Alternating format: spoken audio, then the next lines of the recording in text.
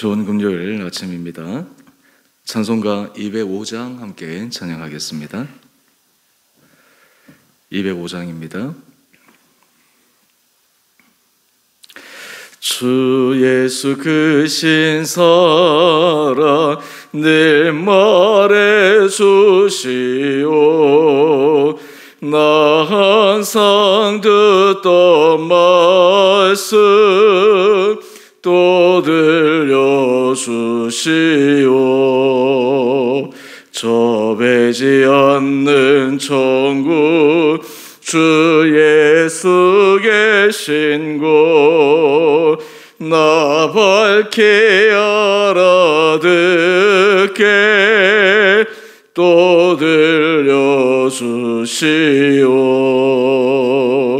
나 항상 듣던 말씀 나 항상 듣던 말씀 주 예수 크신 사랑 또 들려주시오. 아침에 있을 방울 쉬사라심같이 내 기억 부족하여 늘 잊기 쉬우니 잘 알아듣기 쉽게 늘 말해주시오. 날 구속하신 사랑 또 들려주시오. 나 항상 듣던 말씀 나 항상 듣던 말씀 주 예수 크신 사랑 또 들려주시오. 주 예수 나를 위해 이 세상 오셔서 날 구속하신 은혜 말라여 주시오. 나 같은 사람 위에 주 보혈을 흘렸네. 이 복스러운 말씀 또 들려주시오. 나 항상 듣던 말씀 나 항상 듣던 말씀 주 예수 크신 사랑 또 들려주시오. 이 세상 헛된 영화 날 미혹할 때에 주 예수 크신 사랑 늘 들려주시오. 천국의 빛난 영광 내 눈에 비칠 때 주 예수 크신 사랑 또 들려주시오. 나 항상 듣던 말씀 나 항상 듣던 말씀 주 예수 크신 사랑 또 들려주시오.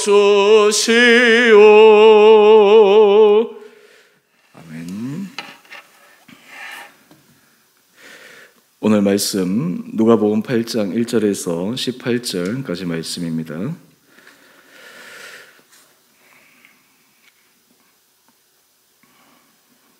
그 후에 예수께서 각 성과 마을에 두루 다니시며 하나님의 나라를 선포하시며 그 복음을 전하실새 12 제자가 함께하였고 또한 악귀를 쫓아내심과 병고침을 받은 어떤 여자들 곧 7 귀신이 나간 자 막달라인이라 하는 마리아와 헤롯의 청지기 구세 아내 요한나와 수산나와 다른 여러 여자가 함께하여 자기들의 소유로 그들을 섬기더라.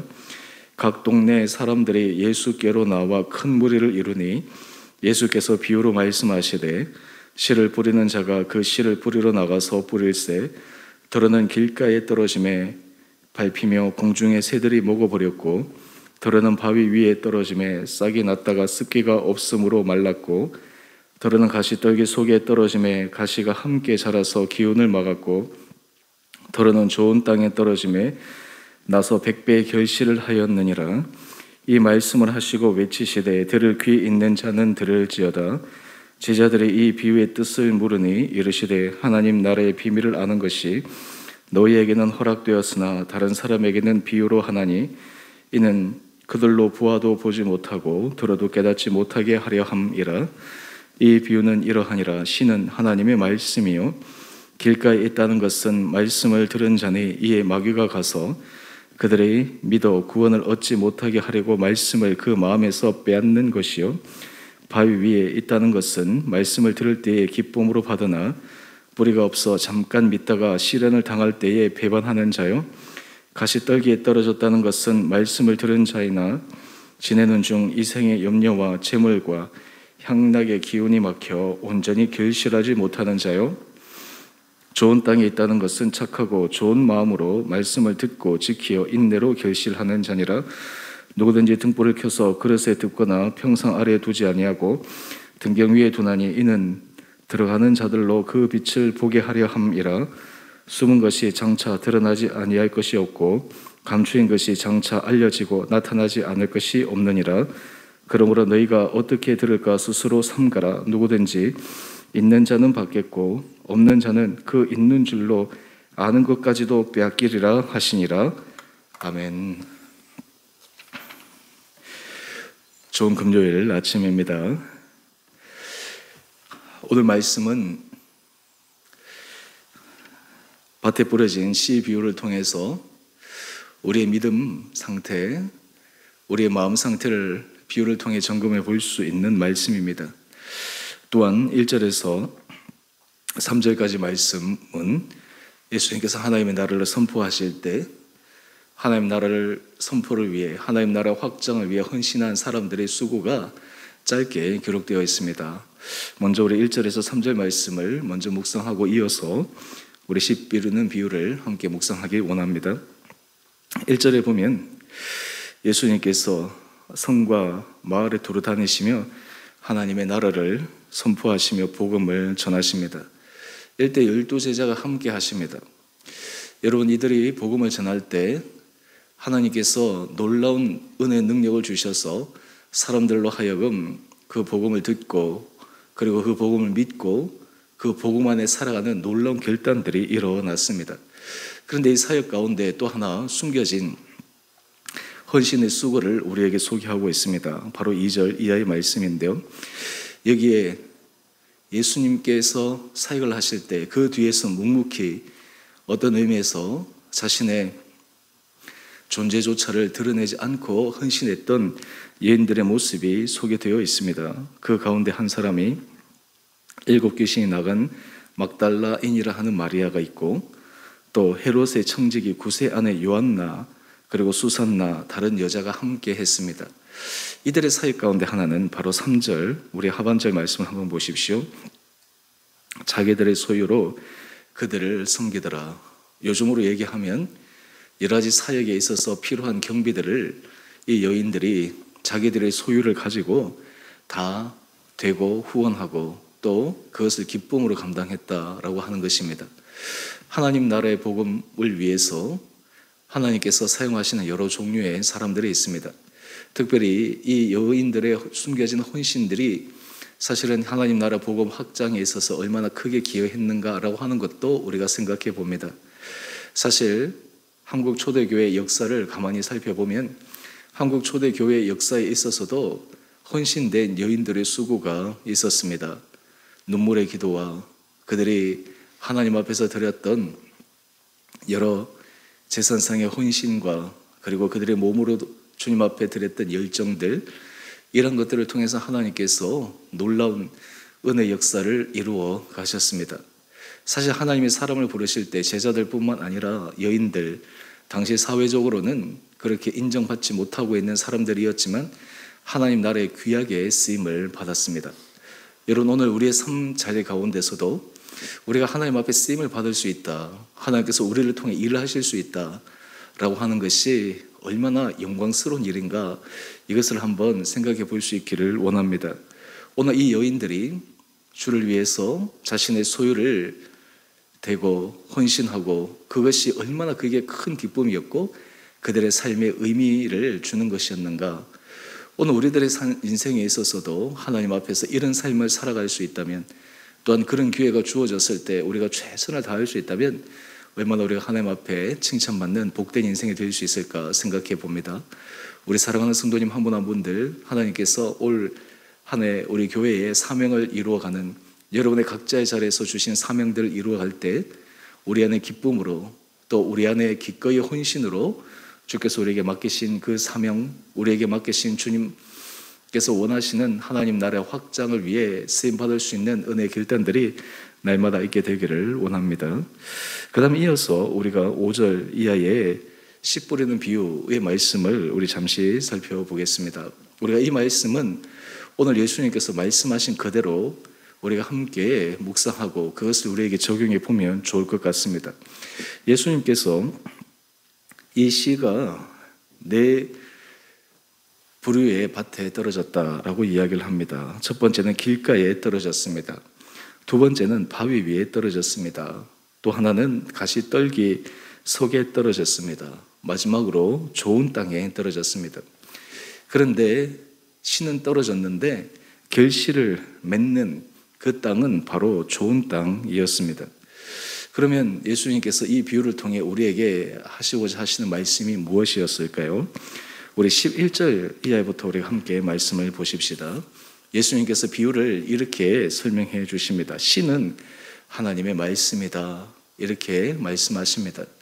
사실 이 씨는 모든 사람에게 주시는 하나님의 말씀입니다. 하나님께서 모든 사람이 공평하게 주셨습니다.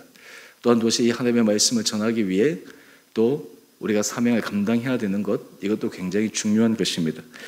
그런데 이 하나님의 씨가 뿌려졌을 때 결실을 맺는 것은 밭의 상태, 마음 상태에 따라 달라집니다. 먼저 우리 길가를 한번 볼까요?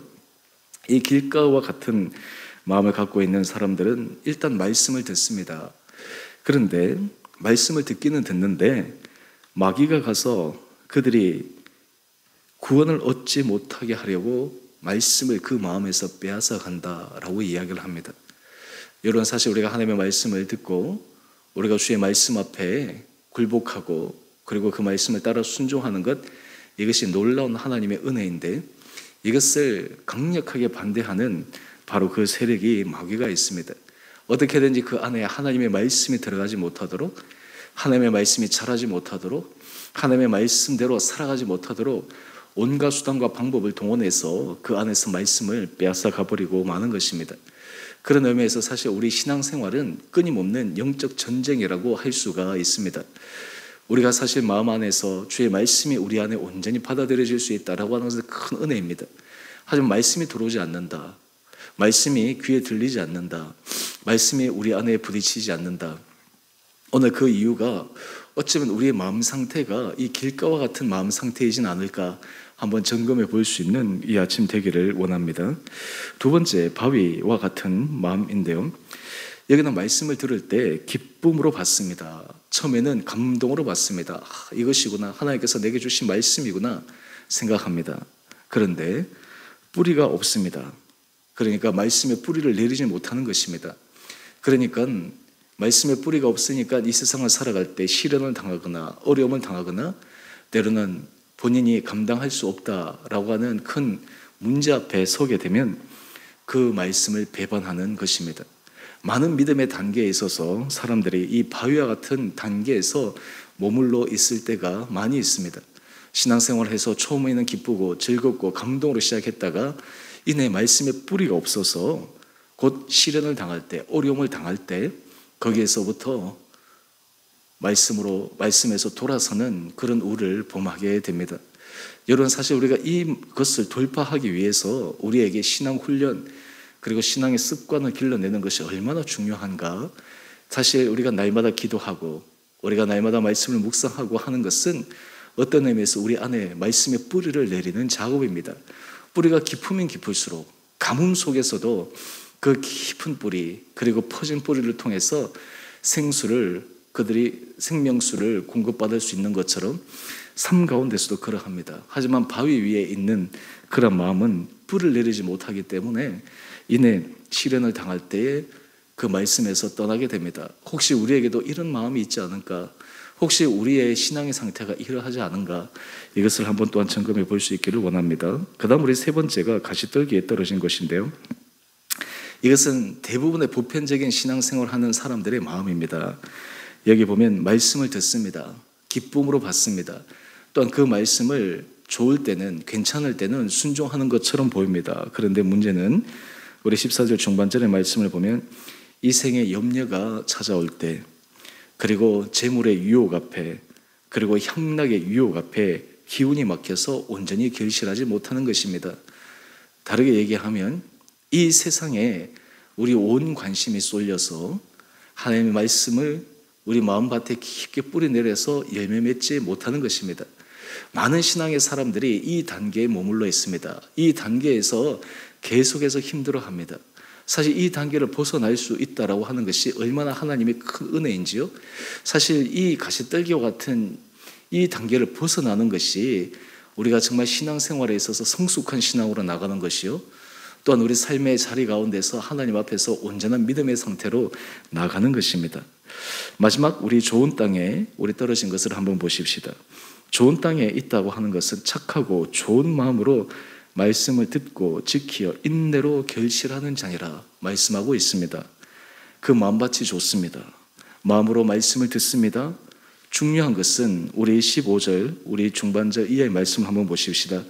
듣고 지키어 인내로 결실합니다. 듣는 것뿐만 아니라 그것을 지킵니다. 지키는데 한 번 지키는 것이 아닙니다. 인내로 결실할 때까지 계속해서 가는 것입니다. 이것이 바로 좋은 땅의 마음을 가진 사람입니다. 오늘 하나님께서 우리에게 원하시는 마음이 바로 이러한 마음이 아니겠습니까? 우리는 많은 경우에 씨가 문제라고 생각할 때가 있습니다. 하지만 더 중요한 것은 바로 우리의 마음의 상태입니다. 우리 마음의 밭입니다. 오늘 이 아침 제가 짧게 말씀을 드려서 깊게 있게 제가 설명을 못했지만 오늘 이 말씀을 액면 그대로 우리가 있는 그대로 우리 삶에 적용을 시켜본다면 우리가 다시 한번 하나님 앞에 겸허한 마음으로 나갈 수 있습니다.